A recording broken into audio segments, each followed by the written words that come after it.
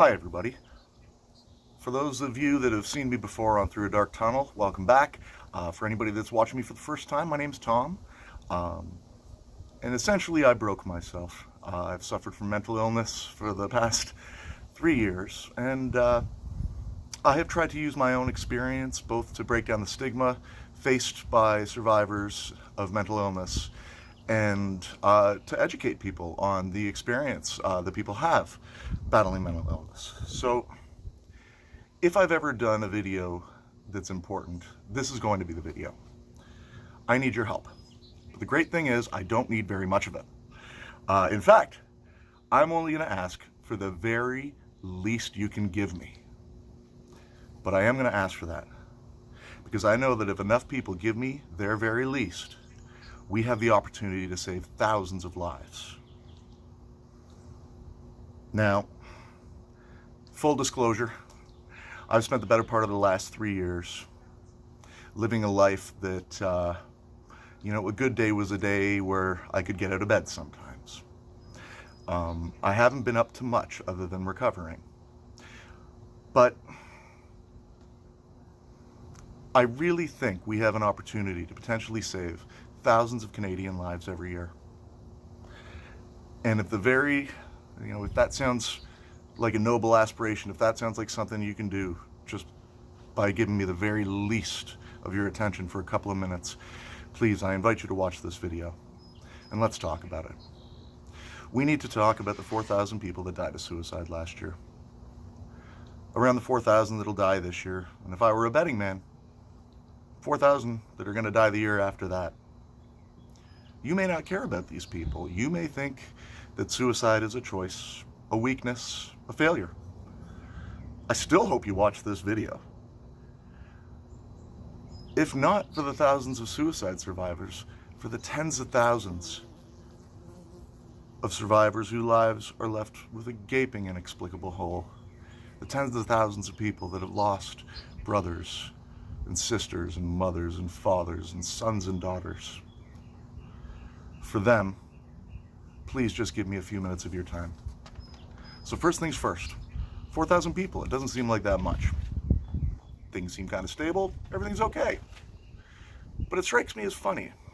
Around 4,000 people died from opioid overdoses in 2017. We declared it a national crisis. Every level of government has come together to combat this horrible plague. As well they should. Opioid addiction and death rates are rising fast. In addition to the 4,000 people killed, hundreds of thousands of Canadians are addicted. People are calling it for it to be declared a national emergency, and it's extremely hard to argue with them. But 4,000 people also succumb to suicide. And while that number may appear relatively steady, the Government of Canada estimates right now that for every suicide death, there are as many as 30 survivors of suicide. That's 120,000 Canadians a year. And that number is growing. Mental illness, which is also the cause of this for a lot of these people, that number is growing too. But nobody's calling it a crisis. In Canada, once a year, we dust off our mentally ill, we stick them in front of a few cameras, and we send out a bunch of tweets encouraging people to reach out. And you know what? As nice as these gestures are, they're not the most effective form of outreach anymore. I don't think anybody's ever stepped back from the ledge after reading a tweet sent out from, Linda from your old high school math class, encouraging random people to reach out and call a suicide hotline. Don't get me wrong. Any communication is good communication. I offer only my experience, and my experience was when I was at my lowest. I saw those tweets and they frustrated me because I was trying to reach out, but I didn't know how. That being said, those tweets have helped start a very important conversation in this country. And now it's time to have another conversation. It's time to talk about suicide. So, as a person who's struggled with bouts of suicidality, I became actually really interested because I look at how we're dealing with suicide in Canada and I don't like it. And so I started looking at other countries And I was immediately drawn to nations and both historical and present day where suicides aren't shunned or shamed, but they're actually exalted. And harakiri would be one example, kamikaze fighters, suicide bombers. But as I thought about the often really terrible conditions necessary to drive a country or a group to that mentality, it struck me. We actually have a group operating like that right here in Canada. We pass laws to protect these people. We even pay for their deaths and help them find a person willing to kill them. We've become a veritable suicide machine, and we are celebrated the world over for it. Because in Canada, we believe that if you're suffering unbearable pain or disability that will never improve, that will only possibly deteriorate, we understand that when your whole existence is pain, it's reasonable to request a dignified end to that pain. You don't need to be terminally ill in Canada to qualify for medically assisted suicide, because Canadians understand physical pain. It's the mental pain we can't seem to grasp, because there are thousands and thousands of people out there in unbearable pain, many severely disabled by it, to the point of being bedridden. And for the most part, they're suffering from illnesses that actually physically change their brains in ways to appear to promote hopelessness, which makes them feel certain that the pain will never end. It will only get worse.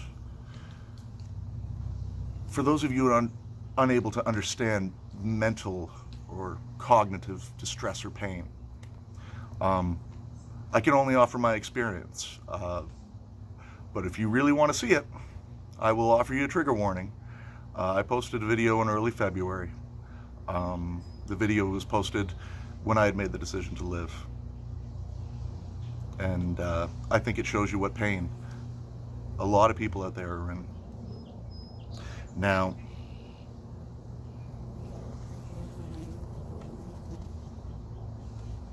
I recorded my experience when I was at my lowest because I thought,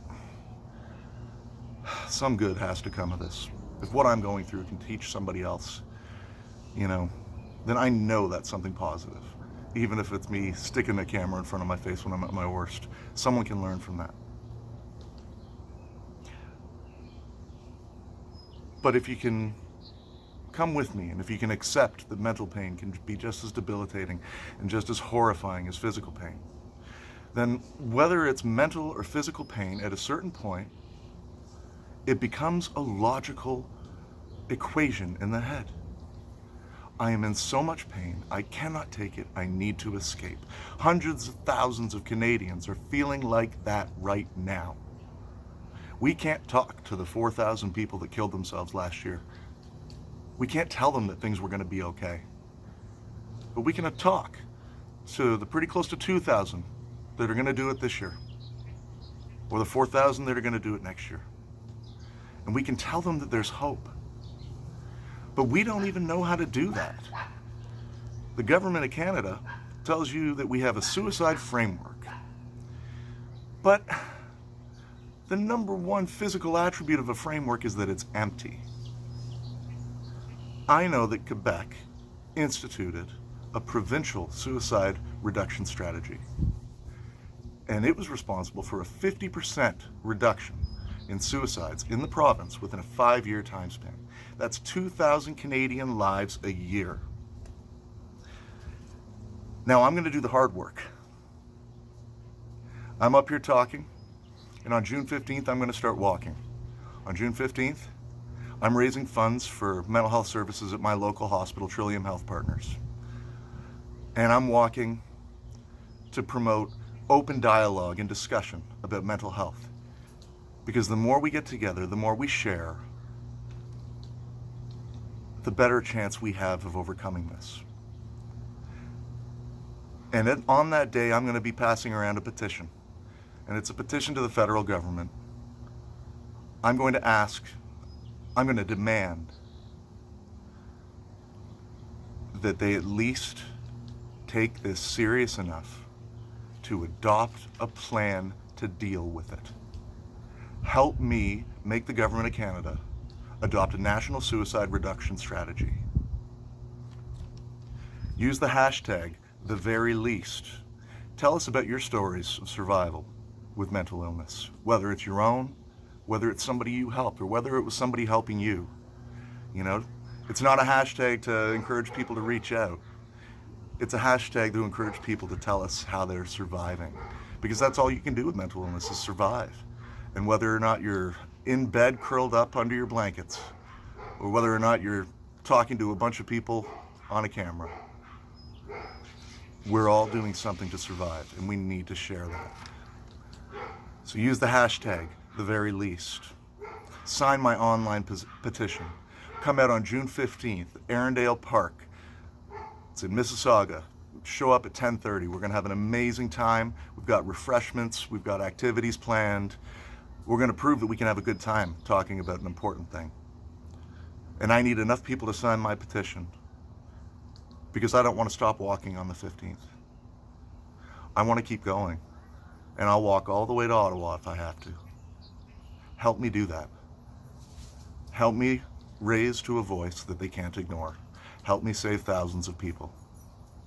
You want to know why I go from hiding in a bed, unable to do anything, to trying to do something like this? It's because my life has been saved. Because at every point in time in my battle, I have received the very best support and care. And I want to give something back. I think it's the very least I can do. So like this video, share this video, send my word out, please. Do whatever you feel is the very least you can do. I hope to see you on June 15th. I hope you sign my petition. Thank you.